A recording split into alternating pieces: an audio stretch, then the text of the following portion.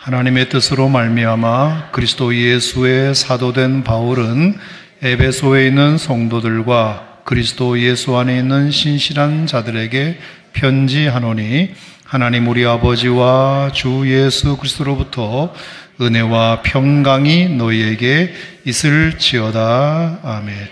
우리 한 번 더 읽어볼까요? 자, 1, 2절 시작. 하나님의 뜻으로 말미암아 그리스도 예수의 사도된 바울은 에베소에 있는 성도들과 그리스도 예수 안에 있는 신실한 자들에게 편지하노니 하나님 우리 아버지와 주 예수 그리스도로부터 은혜와 평강이 너희에게 있을지어다. 아멘. 자, 오늘 말씀의 제목은 하나님의 뜻으로. 하나님의 뜻으로. 자, 오늘부터는 말씀드린 대로 자, 옥중서신으로 알려진 우리 에베소서, 빌립보서, 또 골로새서, 빌레몬서, 자, 이 네 성경을 순서대로 이제 여러분과 함께 좀 묵상을 해보려고 합니다.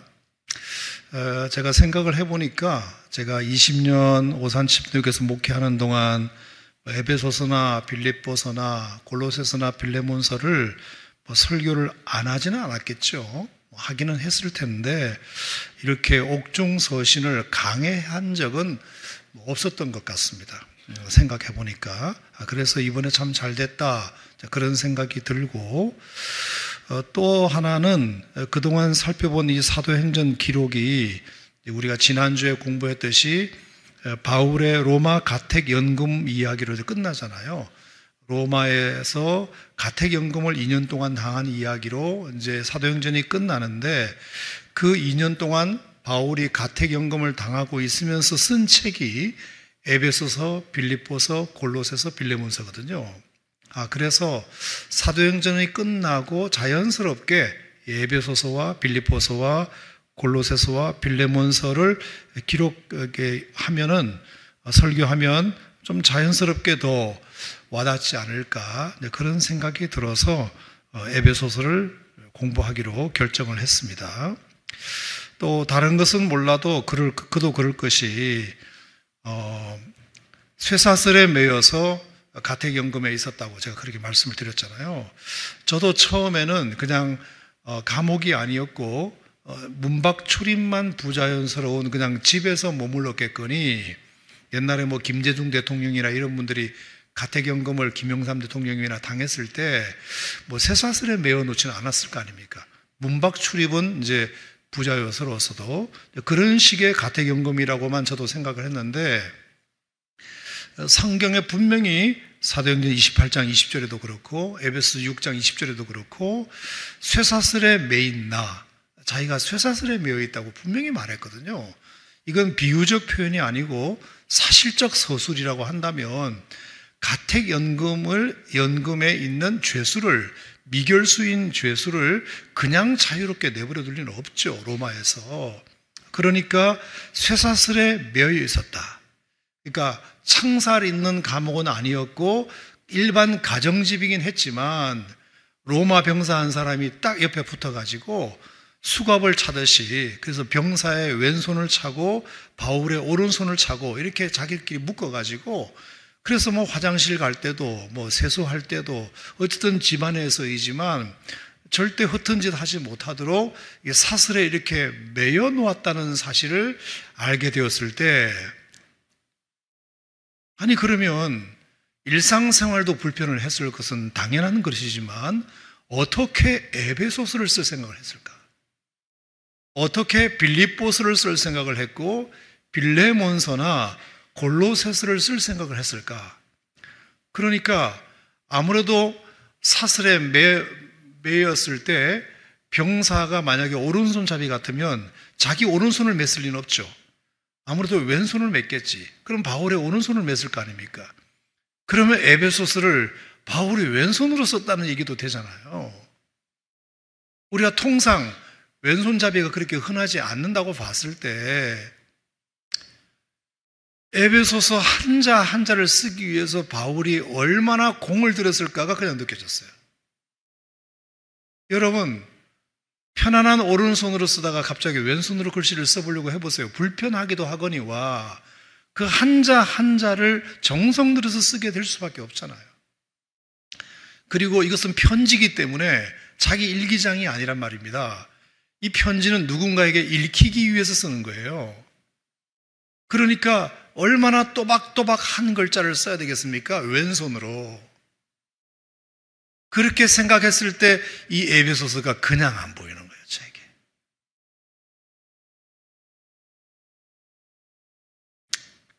얼마나 불편했겠나. 하지만 써야 될 이유가 분명했기 때문에 썼을 거란 말입니다. 그러니까 에베소서에는, 빌립보서에는, 골로새서에는, 빌레몬서에는 남다른 애정이 담겨있는 편지일 수밖에 없는 거예요.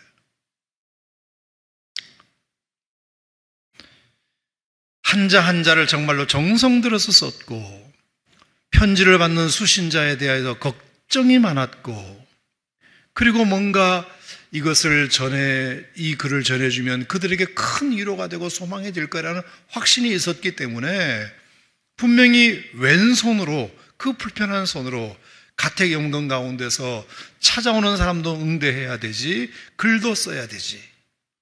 2년이라는 기간이 꽤 긴 기간이긴 하지만 우리가 이런 것까지 바울이 한 것을 보면 바울이 어쨌든 자기가 목회했던 그 교회에 대한 남다른 사랑을 우리가 충분히 느낄 수 있다고 생각이 듭니다.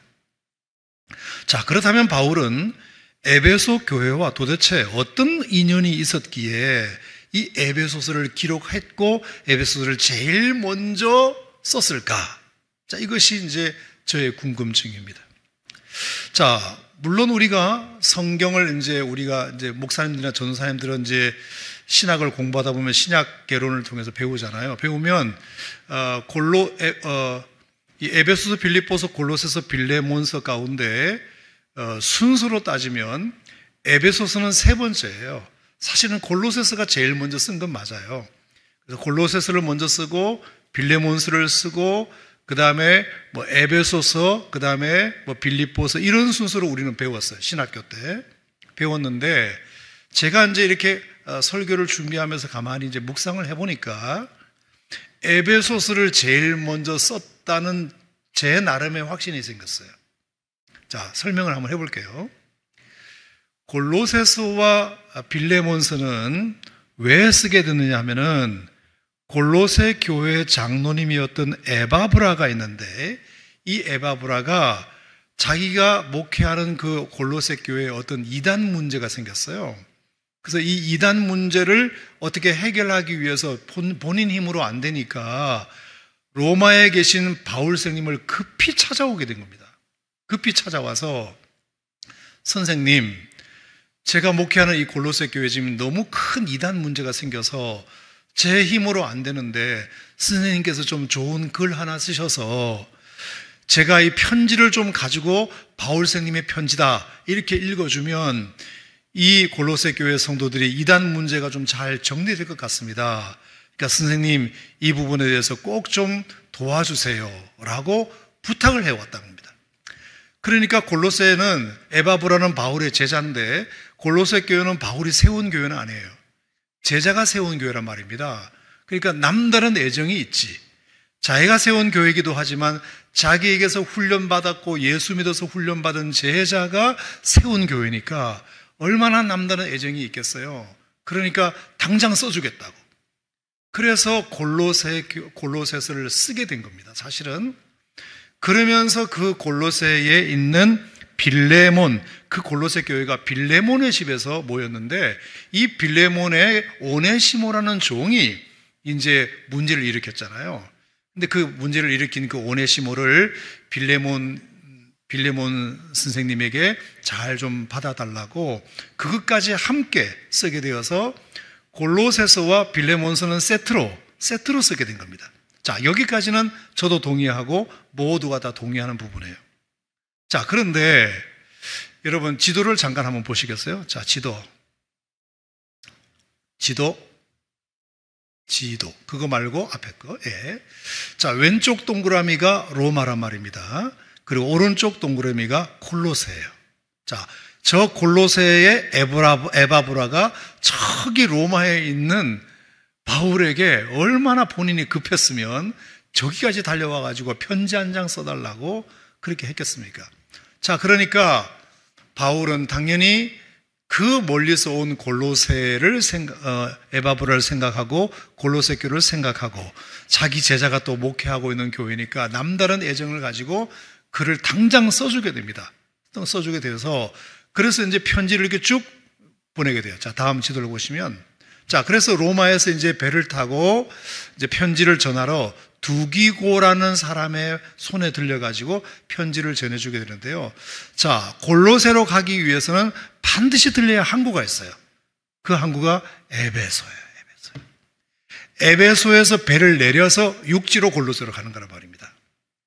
자, 그러면 당연히 에베소를 들르게 되어 있습니다. 들르게 되어 있어요. 자, 그러면 가는 길에 에베소 교회도 좀 들려서 이 편지 좀 전해줘 할 수 있잖아요. 목적은 골로새지만 가는 길이니까 거기 좀 들렸다가 이 편지 좀 전해주고 가, 이렇게 된 겁니다. 자, 그러면 우리가 두 가지를 생각할 수 있어요. 에바브라가 골로새에서 달려와가지고 바울 선생님, 저희 교회 이단 문제가 너무 심각하니까 선생님의 권위 있는 편지 한 장 써주시면 좀 문제가 해결될 것 같습니다. 얼른 써주세요 라고. 그래? 그러면 골로새서를 쓰고 빌레몬서를 쓰고, 잠깐만, 내가 하나 더 써줄게. 그래서 에베소서까지 써가지고 에베소 교회에다가 좀 갖다 줄래? 했을 가능성이 첫 번째 있고요. 두 번째는 바울이 가택연금 가운데 내가 기회만 되면, 내가 이 편지를 좀 전할 수만 있으면 내가 꼭 전하고 싶은 교회가 하나 있는데 그게 에베소 교회.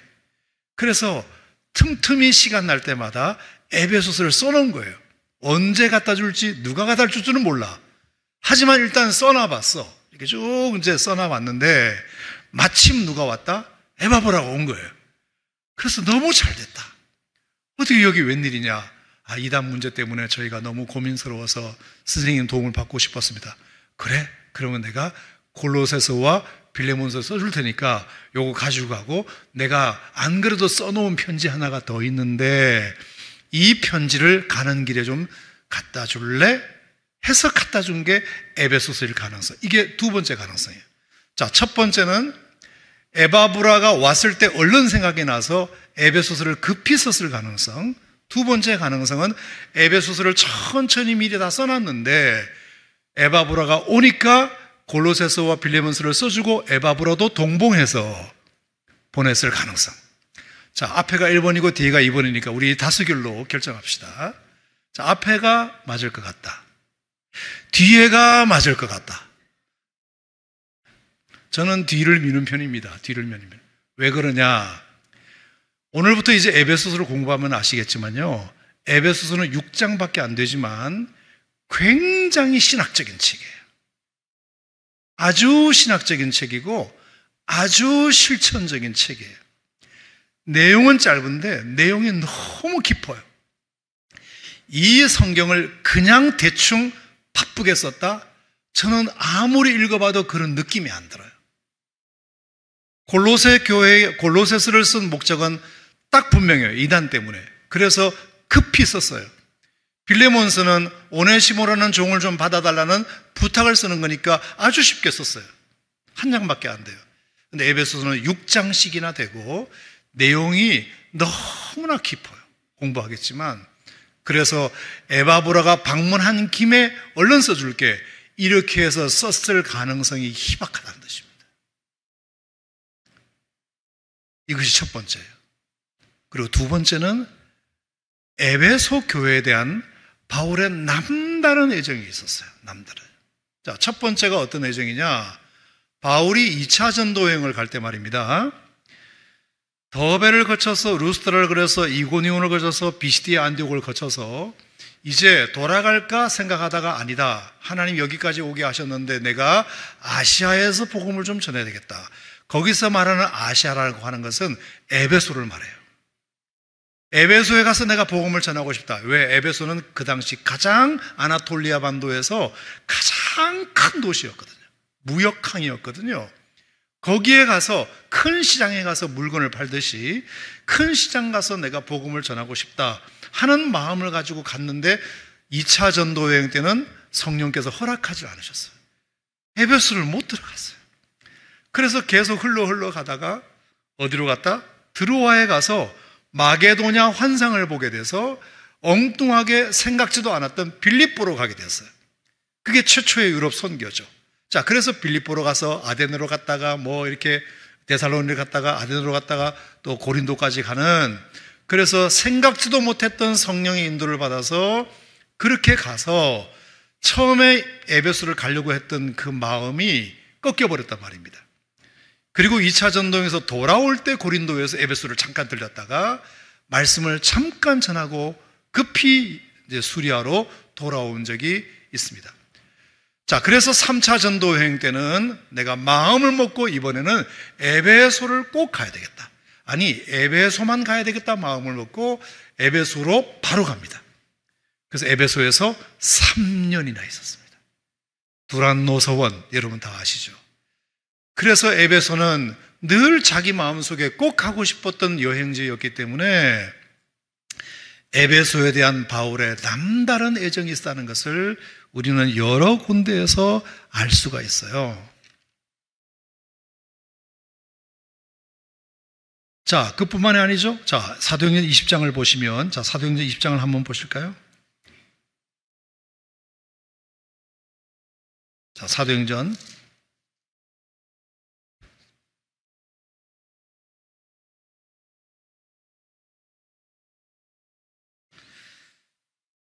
자, 에베소에서 3년을 가르치면서 기적도 참 많이 경험하고, 심지어 어떤 일도 있었냐면은 바울이 얼마나 영험을 했던지 바울의 손수건과 바울의 앞치마까지 가지고 가서 그냥 사람 몸에다가 대어도 병이 낫는 이런 기적들이 일어나게 되었어요.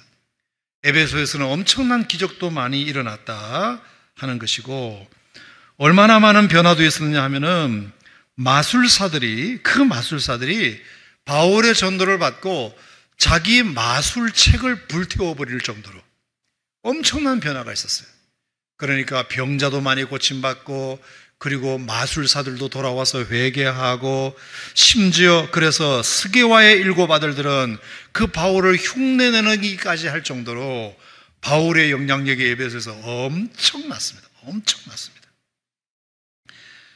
그러다 보니까 누가 가장 피해를 입었느냐 하면 아데미 여신을 팔아먹는, 우상을 팔아먹는 데메드리오가 큰 손해를 보게 되었어요. 에베소에 복음의 불길이 일어나다 보니까 우상 장사가 안 팔려. 그래서 이제 바울을 쫓아낼 수밖에 없는. 자, 그래서 바울이 에베소에서 3년 만에 쫓겨날 정도로 에베소에서 그만큼 영향력이 컸다는 뜻입니다. 자, 그리고 나서 이제 에베소에서 3차 쫓겨나서 고린도까지 갔다가 다시 이제 예루살렘으로 돌아오는데, 자, 사도행전 20장 어디를 보시느냐 하면은 17절 말씀을 한번 보겠습니다. 사도행전 20장 17절. 자, 바울이 밀레도에서 사람을 에베소로 보내어 교회 장로들을 청하니, 이렇게 됐습니다. 3차 전도여행을 마치고 예루살렘으로 돌아오다가 바울이 밀레도에 도착을 했는데, 밀레도에서 에베소로 사람을 보내가지고 에베소 교회 장로님들을 좀 오시라고 그래라. 에베소에 간 게 아니라 밀레도에서 에베소 장로님들을 밀레도로 좀 오시라고 해라. 그래서 사람을 보내서 청해가지고 18절, 19절, 20절을 쭉 읽어보세요. 자, 간단하게 제가 한번 읽어볼게요. 오매 그들에게 바울이 뭐라고 말했냐면, 제가 아시아에 들어온 첫날부터 지금까지 내가 항상 여러분 가운데서 어떻게 행하였는지를 여러분도 아시지 않습니까?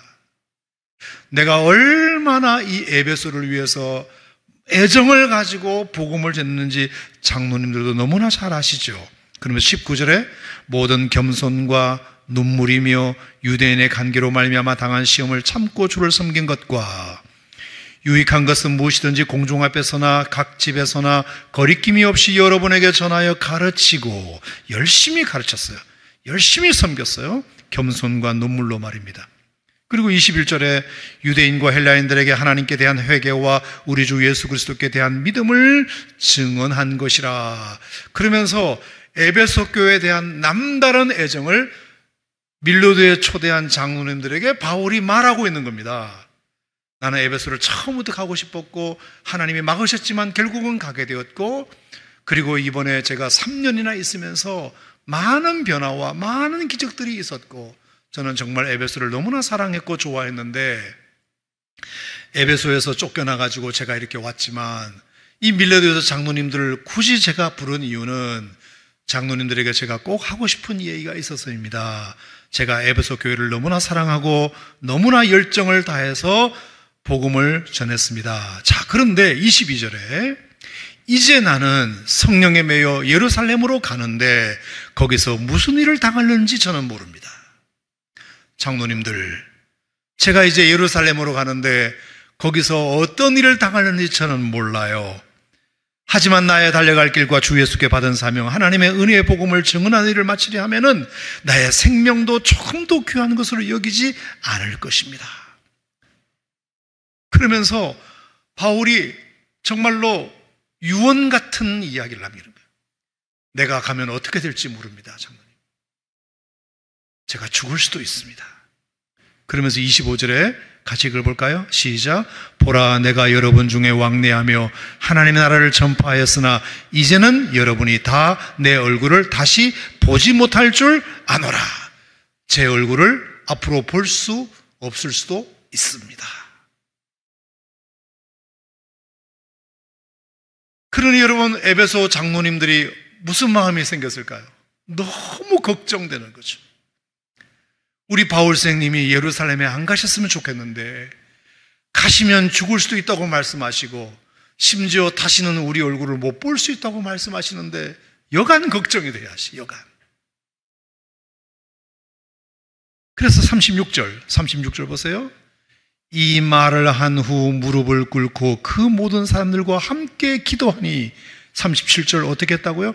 다 크게 울며 바울의 목을 안고 입을 맞추고 다시 그 얼굴을 보지 못하리라 한 말로 말미암아 더욱 근심하고 배에까지 그를 전송하니라. 이게 에베소 장로님과의 마지막 작별이었어요. 그리고 그 이후로는 에베소에 못 가요. 그리고 바울은 예루살렘에 와서 3년 정도 있다가 로마로 압송되어서 지금 로마에 가 있는 상황이에요. 자, 그러면 바울의 신상에 대하여, 바울의 근황에 대하여 어느 교회가 가장 궁금해할까요? 에베소 교회라고 해주세요. 에베소 교회죠. 왜? 다시는 내 얼굴을 보지 못할 수도 있습니다, 장로님. 저는 예루살렘에 가면 내 생명이 어떻게 될지도 모릅니다. 저를 위해서 기도해 주세요. 하지만 저는 가야 되겠습니다. 그러니 그 에베소 장로님들이 그 바울의 마지막 모습을 에베소 교회 성도들에게 전했을 거 아닙니까? 여러분, 저희가 밀레도에 가서 바울 선생님을 만나고 왔는데 세상에 바울 선생님이 우리에게 이렇게 말씀하시더라. 자기가 예루살렘에 가는데 생명조차 귀한 것으로 여기지 않겠다고. 나는 죽으면 죽겠다고. 그래서 얼마나 떨어지지 않는 발걸음으로 바울 선생님을 보여내드렸는지 모른다. 그때부터 에베소 교회 성도들은 걱정이 태산이야. 바울 선생님이 돌아가셨으면 어떡하지? 얼마나 바울의 근황이 궁금했겠습니까? 바울도 3년이나 목회했던 유일한 교회가 에베소 교회고, 바울에게서도 에베소는 너무나 사랑했던 교회고, 에베소 교회 입장에서도 바울은 너무나 고마운 목회자였기 때문에 그들의 그 끈끈함은 이루 말할 수가 없어요. 그러니 바울이 이제 가택연금 가운데서 갇혀 있는데 소식을 전하겠다면 어느 교회에 제일 먼저 편지를 썼겠냐고요. 그건 당연히 에베소 교회죠. 누구 편에라도 내가 이걸 써놓으면 보낼 수 있을 것이다 하고 썼는데 마침 에바브라가 골로새에서 와가지고 편지 좀 써달라고 하니 잘 됐다. 그럼 내가 골로새 교회에 빌레몬에게 편지를 써주면서 내가 이미 써놓은 에베소 교회에 이 편지도 꼭 좀 갖다 줘. 어차피 에베소를 항구를 들려야 되니까 말이죠. 자, 이해가 되시죠, 여러분? 그래서 저는 에베소서, 빌립보서, 골로새서, 빌레몬서 중에서 바울이 제일 먼저 쓴 편지는 에베소서라고 저는 믿어요. 에베소서.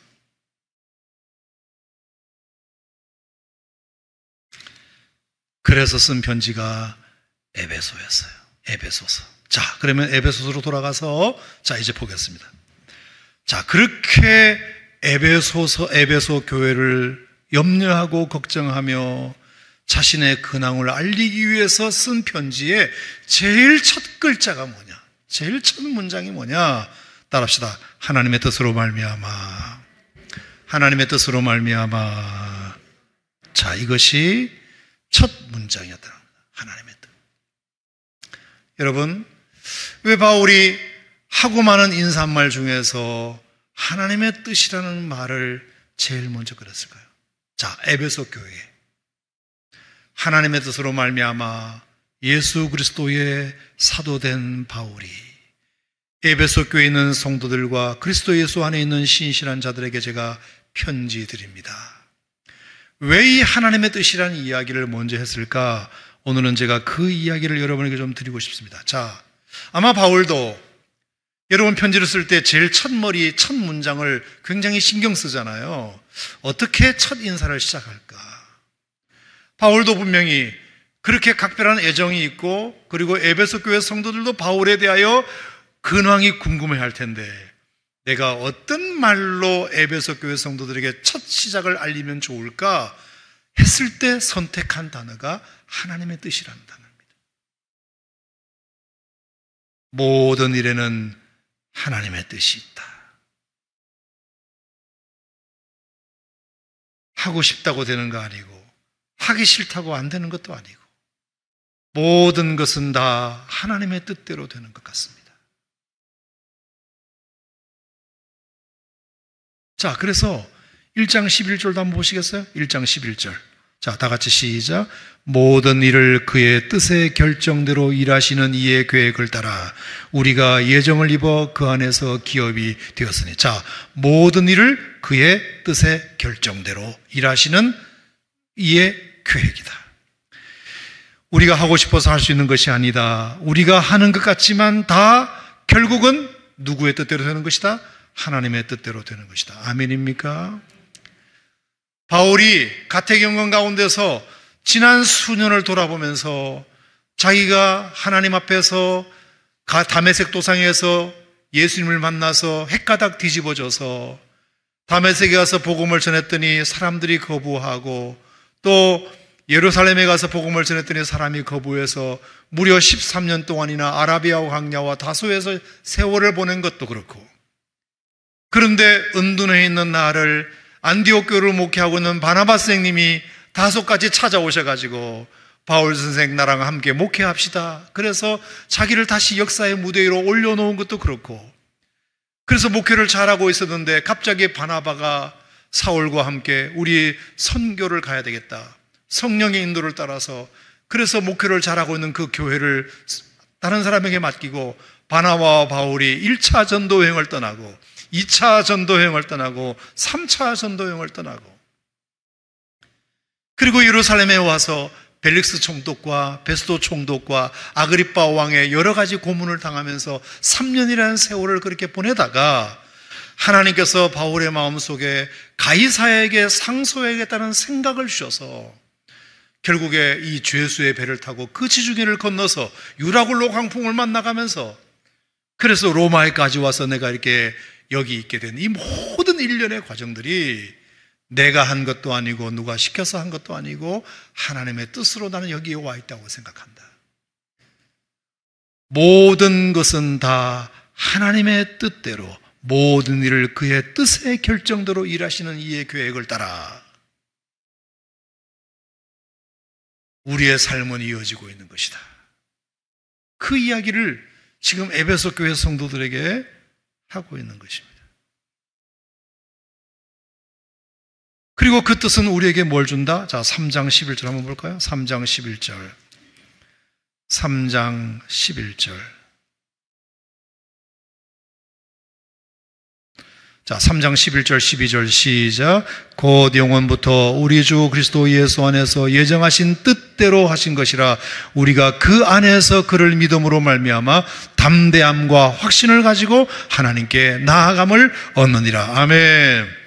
우리가 하나님의 뜻대로 행하는 삶은 담대함과 확신을 갖게 된다. 하나님의 뜻이 긴가민가 하면 담대함도 없고 확신도 없지만, 내가 어렵고 힘들지만 이것이 하나님의 뜻이라는 확신이 있으면 담대함이 생겨서 어떤 고난도 감내하게 되고 이겨내게 되고 헤쳐나가게 된다. 하나님의 뜻이, 하나님의 뜻에 대한 확신이 그만큼 중요하다는 것입니다. 자, 그러므로 우리는 무엇을 결단해야 되느냐? 자, 5장 11절 봅시다. 5장 17절. 에베소서 5장 17절. 제가 뜻이라는 글자만 한번 찾아봤어요. 자, 5장 17절 시작. 그러므로 어리석은 자가 되지 말고 오직 주의 뜻이 무엇인가 이해하라. 자, 어차피 우리의 모든 삶은 하나님의 뜻과 하나님의 계획대로 되는 것이라면 우리가 해야 될 일은, 우리가 해야 할 과제는 뭘까요? 하나님의 뜻이 무엇인지를 이해하는 것이죠. 하나님의 뜻이 무엇인지를 묻는 것이죠. 하나님, 오늘 나를 향하신 하나님의 뜻이 뭡니까? 이 고난을, 이 어려움 가운데 하나님이 이 어려움을 허락하신 하나님의 뜻이 뭡니까? 이 결핍을 하나님이 나에게 허락하신 뜻이 뭡니까? 라고 하나님의 뜻을 이해하는 것이 우리에게 가장 중요하다는 것을 말씀하고 있는 거죠. 그러므로 우리는 또 뭘 결단해야 된다? 자, 6장 6절입니다. 6장 6절. 자, 6장 6절 볼까요? 6장 6절 시작. 눈가림만 하여 사람을 기쁘게 하는 자처럼 하지 말고 그리스도의 종들처럼 마음으로 하나님의 뜻을 행하라. 아멘. 마음으로 하나님의 뜻을 행하는 것. 그 뜻이 내 뜻과 비록 맞지 않는다 하더라도, 나는 이걸 원하는데 하나님의 뜻은 저쪽이라 하더라도, 나는 아시아를 원하는데 하나님은 빌립보로 가라고 원하더라도 하나님의 뜻에 따라 내가 순종하는 것이, 그것이 예수 믿는 사람이고 그것이 사역자의 삶이고 그것이 우리가 추구해야 할 삶의 목표고.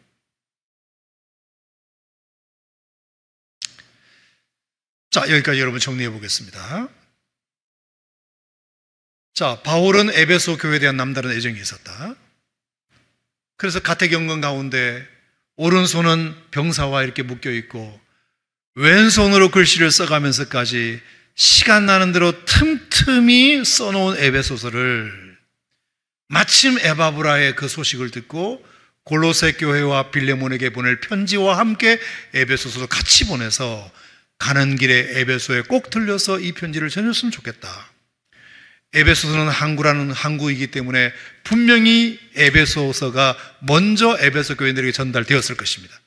그리고 나서 육지에 있는 골로새 교회에 전달이 됐겠죠. 왜 이렇게 에베소서를 에베소 교회 성도들에 대한 남다른 애정이 바울에게 있었느냐? 그것은 그가 처음에 에베소를 가고 싶기도 했고 3년간 목회하면서 많은 변화도 있었고, 하지만 아쉽게 쫓겨나왔기 때문에 밀려드에서 에베소 장로님들을 일부러 초청해다가 마지막 에베소 교회에 남기는 부탁의 말씀도 했고, 그리고 거기다가 예루살렘으로 가면 나는 죽을 수도 있습니다 장로님 라고까지 했기 때문에 에베소 교회 성도들이 나를 많이 걱정할 것을 알고, 나도 에베소 교회가 궁금하고, 그래서 에베소 교회에 대한 보내는 편지를 제일 먼저 썼을 텐데, 그러면 그 첫 머리를 뭐라고 쓸까를 고민하다가 내가 나의 다 된 이 모든 삶의 정황을 돌아봤을 때 이건 다 하나님의 계획과 하나님의 뜻 가운데 내가 오늘 여기에 왔다는 확신이 들었기 때문입니다.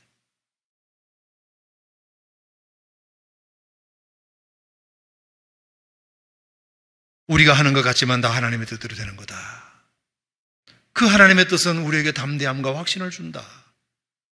그러면 우리 성도들이 반드시 해야 될 일이 있다면 하나님의 뜻을 날마다 묻는 것이다. 날마다 묻고 그 뜻대로 행하는 것이다. 이 이야기를 에베소 교회 성도들에게 제일 먼저 해주고 싶었던 것입니다. 그래서 바울도 그 하나님의 뜻이라는 확신이 있었기 때문에 순종할 수 있었고, 하나님의 뜻이라는 확신이 있었기 때문에 견딜 수 있었고, 내 뜻이 아니라 남 뜻이 아니라 하나님의 뜻이라는 확신이 있으니까 고난도 견딜 수 있었고 하나님의 명령에 순종도 할 수 있었고. 사랑하는 성도 여러분, 저는 여러분들에게 가능하다면 어떤 문제 앞에서 그 문제를 향하신 하나님의 뜻이 여러분의 삶에 명확해지는 은혜가 있기를 축복합니다. 그러면 내가 그 일을 하는 이유가 분명해지고 그 일이 어려워도 헤쳐나가는 능력이 생기게 되고 그리고 그 일을 쉽게 포기하지 않게 됩니다.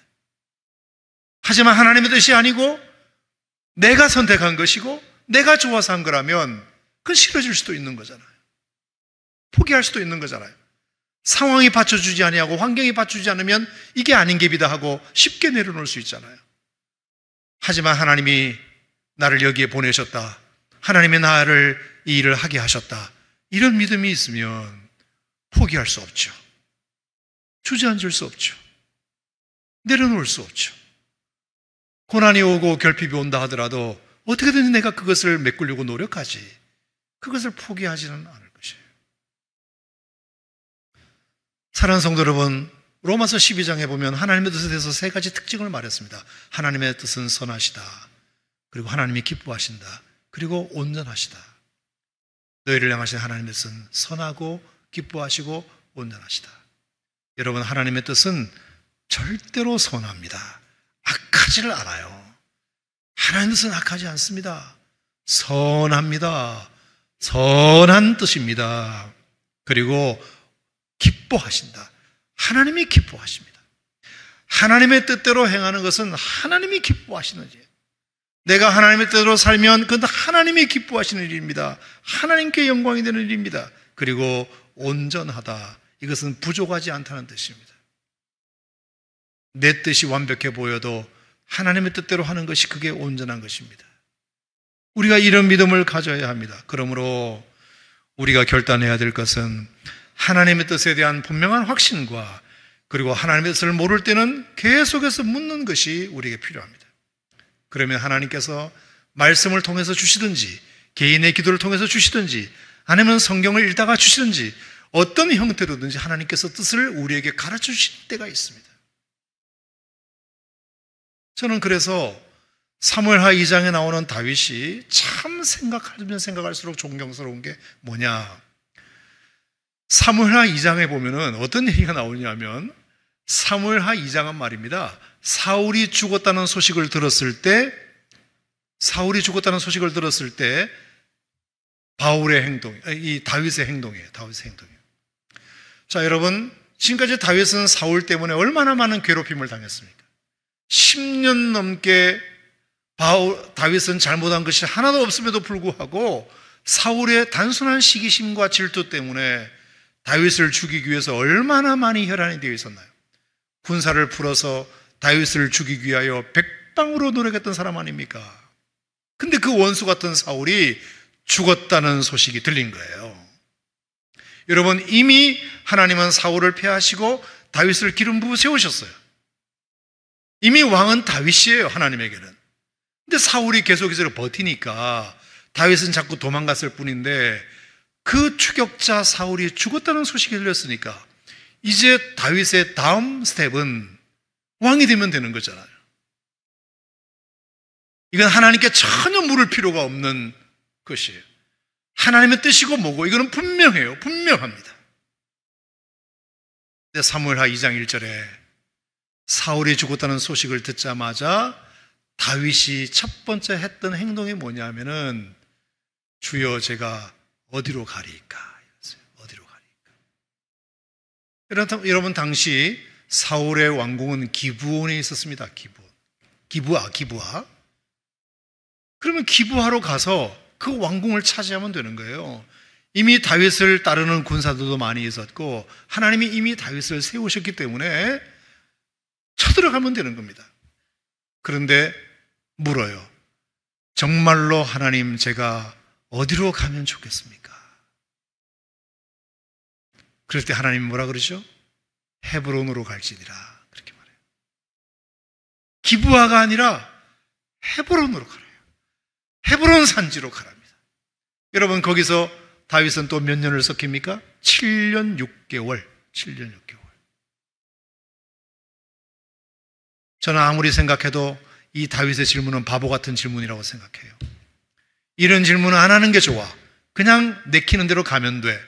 그런데 다윗은 물어요. 누가 봐도 뻔한 뜻 앞에서도 한 번 더 물어요. 하나님, 제가 어디로 가면 좋을까요? 근데 하나님이 헤브론으로 갈지니라. 두말 없이 헤브론으로 가요. 7년 6개월을 거기서 썩어요. 자, 그 기간 동안 어떤 일이 벌어지죠? 여러분, 북왕국에는 사울이 죽었지만 10지파, 사울의 아들이 왕이 되었잖아요. 거기서 자중질환이 일어나가지고 거기서 하나님께서 교통정리를 7년 6개월 동안 해주세요. 그러니까 전쟁을 하지 않아도 자기들끼리 그렇게 일어나서 결국에 10지파의 장로들이 대표로 나중에 쫓아와가지고 제발 다윗 어른 우리에게 오셔서 우리의 왕이 되어주십시오라고 싹싹 비는 일이 벌어지게 됩니다. 하나님이 그런 교통정리를 할 수 있는 시간을 7년 6개월을 하나님이 계획하고 계셨던 것입니다. 그래서 피 흘리지 않고 다윗이 등극해서 그렇게 갔기 때문에 여러분, 저는 다윗의 유다 왕조가 하나님께서 그렇게 그 다윗의 하나님의 뜻을 묻는 이 물음이 하나님이 다윗을 당신의 마음에 합한 사람으로 그렇게 별명을 지어주시는, 여러분, 성경의 인물 가운데에서 하나님 마음에 합한 자라는 별명을 가진 유일한 사람이 다윗이잖아요. 여러분, 이런 것 하나가 얼마나 하나님 마음에 합했는지 몰라요. 그래서 사도행전 13장 22절에 보면 내가 이새의 아들 다윗을 세웠으니 이는 내 마음에 합한 사람이라 내 뜻을 다 이루리라. 내 뜻을 다 이루리라. 이렇게 내 뜻에 관심이 많은 이 친구를 통해서 내 뜻을 이루지 누구를 통해서 내가 이루겠느냐. 하나님 당신의 뜻에 관심이 많은 다윗을 통해서 하나님의 뜻을 이루겠다고 선포하신 것입니다. 여러분, 하나님의 뜻은 선하십니다. 아멘. 하나님이 기뻐하시는 뜻이고 온전하신 뜻입니다. 하나님의 뜻대로 되면 다 좋은 것입니다. 근데 하나님께서 약속하셨잖아요. 내가 다윗을 통해서 내 뜻을 이룰 것이다. 여러분, 어떻게 이런 축복과 이런 칭찬을 받을 수 있다고 생각하세요? 그것은 다윗이 하나님의 뜻에 관심이 많았기 때문입니다. 여러분, 여러분의 인생에도 여러분의 삶에도 하나님의 뜻이 이루어지기를 원하시면 아멘 하시기 바랍니다. 그러면 여러분이 하셔야 될 일이 있습니다. 여러분도 하나님의 뜻에 관심을 가지셔야 됩니다. 하나님의 뜻이 무엇입니까? 설교 한 편을 듣더라도, 성경을 여러분이 개인적으로 묵상하더라도, 기도를 하더라도, 찬송 한 곡을 부르더라도 하나님의 뜻이 뭡니까? 나를 향하신 하나님의 뜻이 뭡니까? 지금의 내 주변의 상황과 내가 지금 맞닿은 이 상황 속에서 하나님의 뜻을 가르쳐 주세요. 그렇게 물으면 하나님이 자주 여러분에게 말씀해 주실 줄로 믿습니다. 하나님의 뜻에 관심이 없으면 하나님도 입 닫으십니다. 그리고 하나님의 뜻에 관심이 많으면 여러분 어떤 상황 속에서도 하나님은 당신의 뜻을 여러분에게 보여주십니다. 그러면 다윗에게 하나님이 약속하셨던 이는 내 마음에 합한 사람이라 내 뜻을 다 이루리라. 저는 여러분들을 통해서도 하나님의 뜻이 이루어지는 그런 놀라운 일이 일어나지 않을까, 저는 그렇게 생각합니다. 자, 오늘 말씀은 이제 끝내겠는데요, 바울이 에베소 교회 성도들에게 제일 첫 문장으로 하나님의 뜻으로 말미암아 이 문장을 써낸 이유는 이런 뜻이 있는 것입니다. 자기도 지금까지 하나님의 뜻에 의해서 여기까지 왔고, 하나님의 뜻으로 살았더니 나에게 기쁨이 있었고, 하나님의 뜻이라는 확신이 있었기 때문에 담대함도 있었고, 고난도 유혹도 이겨낼 수 있었다고 한다면 당신들도 하나님의 뜻으로 말미암아, 하나님의 뜻으로 말미암아, 하나님의 뜻으로 말미암아 하나님의 뜻을 따라 살았으면 좋겠다는 것이 에베소 교회 성도들에게 제일 먼저 하고 싶었던 말이었던 것입니다. 저는 여러분의 삶에 여러분의 뜻이 이루어지기보다 하나님의 뜻이 여러분의 삶에 이루어지기를 주의 이름으로 축복합니다. 그래서 예수님께서 우리에게 가르친 기도문에도 보면 하늘에 계신 우리 아버지여 이름이 거룩함을 받으시오며 나라가 임하시오며 뜻이 하늘에서 이룬 것 같이 땅에서도 이루어지기를 바랍니다. 하나님의 뜻이 이 땅에 그리고 여러분의 삶에 여러분의 가정에 여러분의 자녀들에게 그리고 여러분의 사업장에 그리고 우리 교회에 이루어지는 것이 우리의 꿈이 되었으면 좋겠습니다. 여러분의 기도가 되었으면 좋겠습니다. 그러면 하나님께서 여러분을 통해서 큰 일들을 이루어 가실 줄 믿습니다. 기도하겠습니다. 하나님 아버지 감사드립니다. 오늘은 에베소서 첫 번째 말씀을 함께 나누었습니다. 에베소 교회 성도를 향한 바울의 남다른 애정이 에베소서를 제일 먼저 기록하게 했을 것입니다. 에베소 교회 성도들 또한 바울의 근황이 너무나 궁금해서 바울의 소식을 애타게 기다리고 있었을 것입니다. 그것이 맞아떨어져서 오늘 에베소서를 옥중서신 중에 제일 먼저 기록하게 되었는데 그 첫 문장이 하나님의 뜻으로 말미암아, 하나님의 뜻으로 말미암아. 모든 것에는 하나님의 뜻이 있습니다. 그래서 제가 절대로 포기하지 말고 절망하지 말고 결론 내리지 말고 하나님이 나를 통해서 하실 일이 분명히 있으시다. 나를 단련하신 후에 정금같이 나오게 하실 것이다. 주님은 나의 길이 되신다. 나의 의로움이 되신다.